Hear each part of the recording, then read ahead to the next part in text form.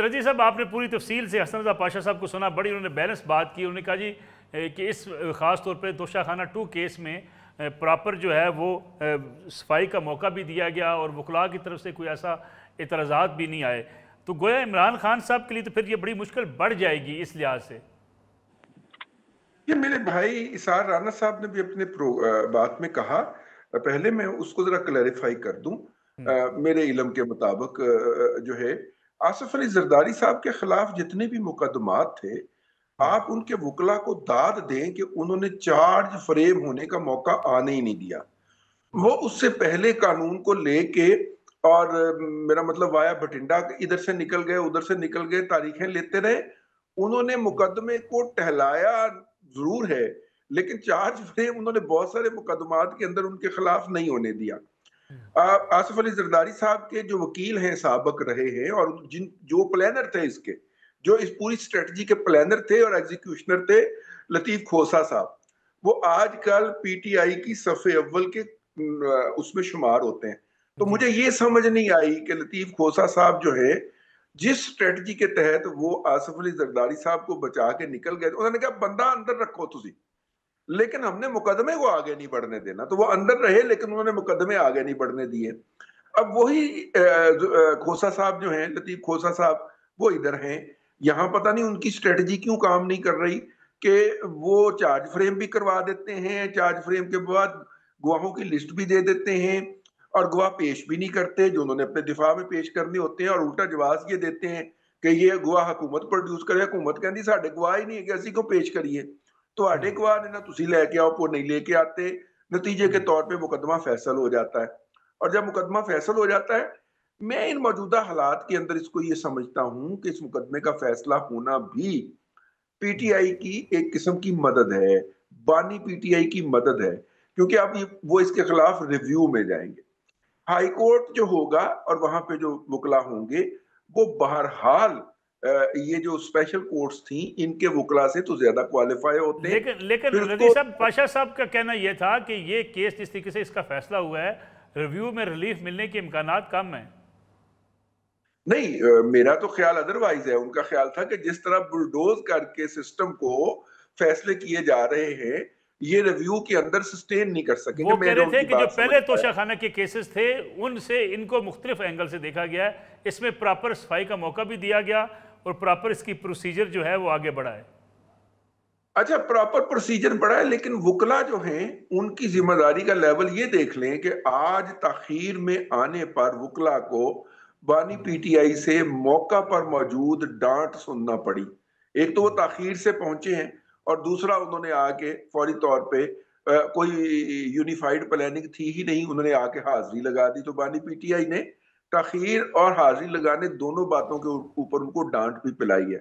तो मेरा ख्याल ये है कि खान साहब की जो पॉलिसी थी कि पार्टी जो है वो वकीलों के हवाले कर दें, 1 अरब रुपए से जायद की फीसें लेने के बावजूद भी हमारे वकला ने जैसे ही उनकी मर्जी के जज इधर उधर हुए हैं, उन्होंने कौन सा रिलीफ लेके दिया? मतलब मर्जी के जजेस के साथ पास जाकर उनसे रिलीफ ले देना, या जो गुड टू सी करने के लिए बैठे हुए थे उनसे रिलीफ ले देना, तो कोई बड़ी बात नहीं थी ना।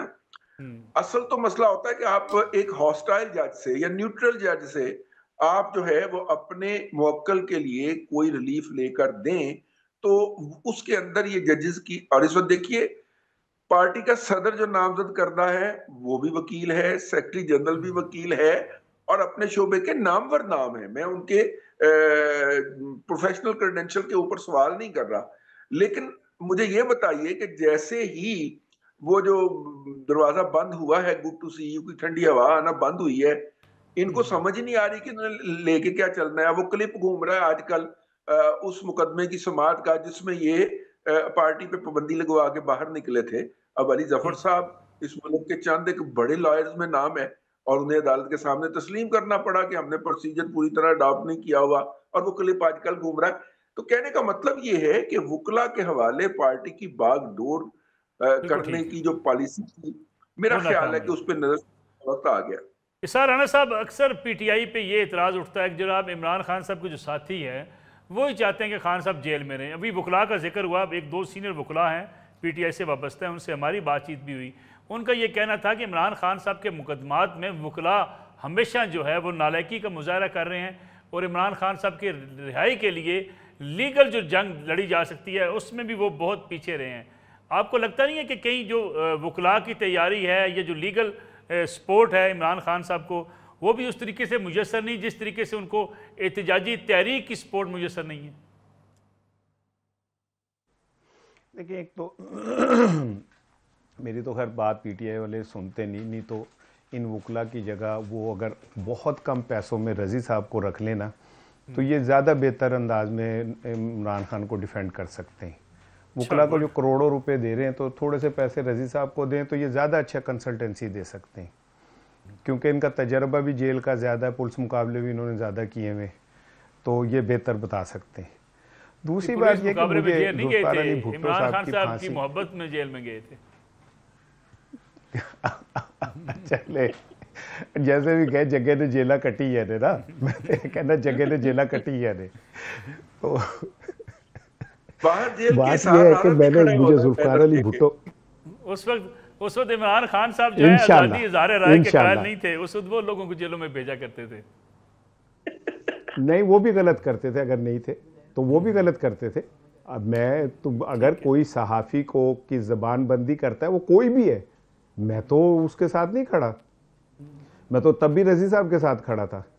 और आज जब औखा वेला मेरे ते आएगा तो तुम दोवें मेरे नाल खड़े होगे। नहीं, हम आपके तो साथ हम तो इस बात पे हैं कि चाहे कोई भी हो, हाँ कोई भी हो, इसीलिए तो मैं बढ़ के मारता हूँ कि आप मुझे जाने नहीं देंगे। तो कोई भी हो, हम तो आज़ादी इजहार के हक के साथ खड़े हैं भाई। दूसरी बात यह कि मैंने जुल्फ़िकार अली भुट्टो साहब का जब केस था तो मैं छोटा सा था, लेकिन चूंकि मुझे अखबार पढ़ने की आदत थी, तब भी हमारे घर में तब अखबार आता था, तो मुझे अच्छी तरह याद है कि हुआ कि जी या बख्तियार ने केस सही नहीं लड़ा भुट्टो साहब का, नहीं तो उन्हें फांसी नहीं होनी थी। उस टाइम मैं बच्चा था, मैंने इस बात पे यकीन किया कि यार फिर या बख्तियार जैसा जो बंदा था उसने केस नहीं लड़ा सही।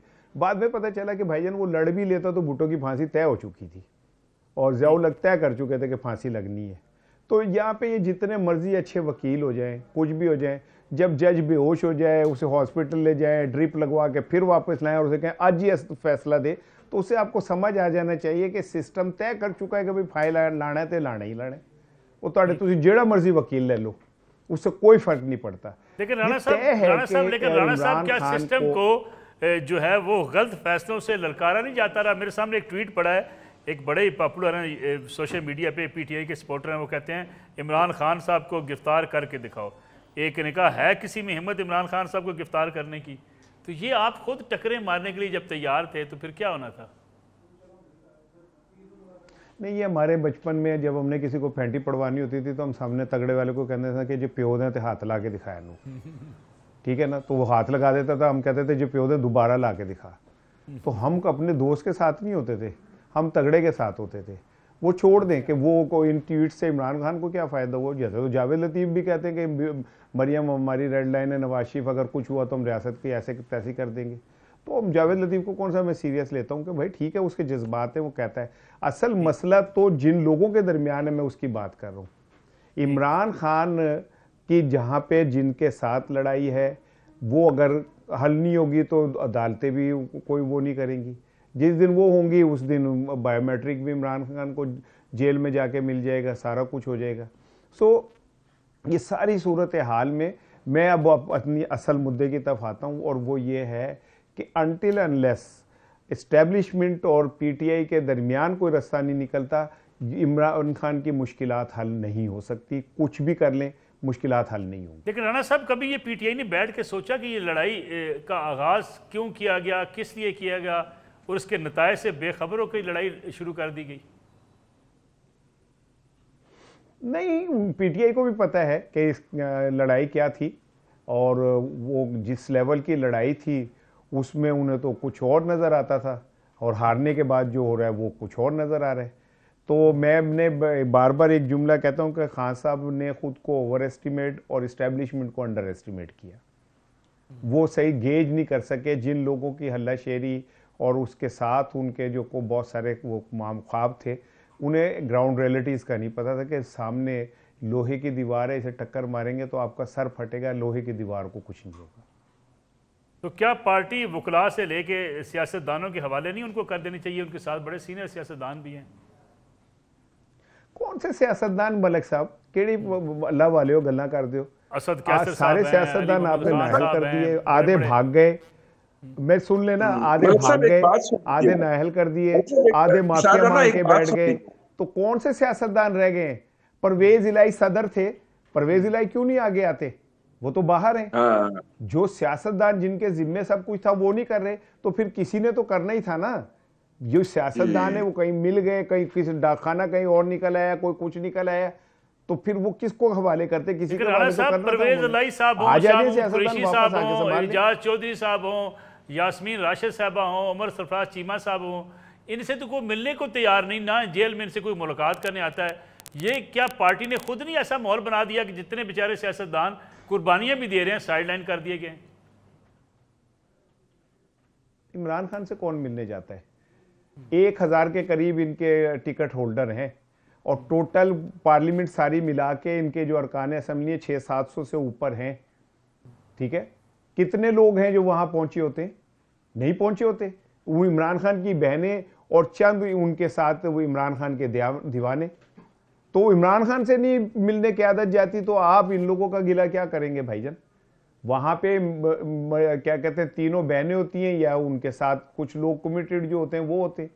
अदरवाइज पीटीआई को अगर फर्ज करें, ये भी मान लो कि 1.5 करोड़ वोट पड़ा था, तो क्या वो 10 लाख बंदे, 5 लाख बंदे भी नहीं वहां इकट्ठे कर सकते? इसलिए कि जो बाहर की क्यादत है वो इमरान खान को बाहर लाना ही नहीं चाहती।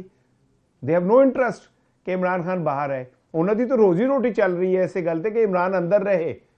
सलमान अकरम राजा साहब, इससे पहले कोई सलमान अकरम राजा साहब को जानता था? बैरिस्टर गोहर को कोई जानता था? मुझे बताएं। तो उनको इतना आला अरफा मुकाम मिल गया, इमरान खान आएगा तो कितने जाएंगे?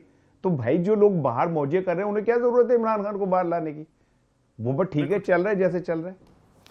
पाशा साहब, ये जो इस वक्त सूरत हाल है पीटीआई की, पीटीआई को गिला है कि हमें जो है वो हमारे खिलाफ इंतकामी कार्रवाई की जा रही है। ये सर्कल तो घूमता रहा है, कभी पीएमएल इसका निशाना थी। इमरान खान साहब खुद लोगों को जेलों में भेज के बड़े खुश हुआ करते थे, नाम ले लेके पुकारा करते थे, आज फलां को जेल भेजेंगे, उसको जेल में डालेंगे। ये सारी सूरत हाल से सियासतदान सबक क्यों नहीं सीख सके? मलिक साहब, सियासतदान कैसे सबक सीखेंगे? मुझे बताएं ना। क्या आज के इस सूरत हाल को देखते हुए आप जरा चश्मे तसव्वुर से देखें कि आज एक वन फाइन मॉर्निंग आपको पता चलेगा कि जनाब एस्टेब्लिशमेंट इमरान खान से राजी हो गई है और इमरान खान को मसनद वजीर आजम पे बिठा दिया गया है। क्या इमरान खान इनकार करेंगे? नहीं करेंगे। ठीक है, बल्कि इसी तनख्वाह पे गुजारा करेंगे जिस तनख्वाह पे आपके वजीर आजम कर रहे हैं, या खुद बतौर वजीर आजम वो कर चुके हैं। सर, इनकार कौन करेगा? अगर इन दोनों को भी हटा दें तो जो जरा क्यों तो देखें कितनी है, तीसरे, चौथे, 5वें, 10वें, 50वें नंबर पे हर बंदा तैयार है। और अब पब्लिक के लिए नहीं काम करना, अब आपको पब्लिक के को अपनी तरफ राग़िब करने के लिए कोई ऐसा मंशूर भी नहीं लाना पड़ा। अब एक ही मंशूर है जो सब पार्टीज का है, पीटीआई का भी, नीम का भी, तहरीक इंसाफ का भी, और दो जितनी पार्टीज हैं। और वो क्या है वो सबको पता है, आपको भी पता है कि क्या मंशूर है।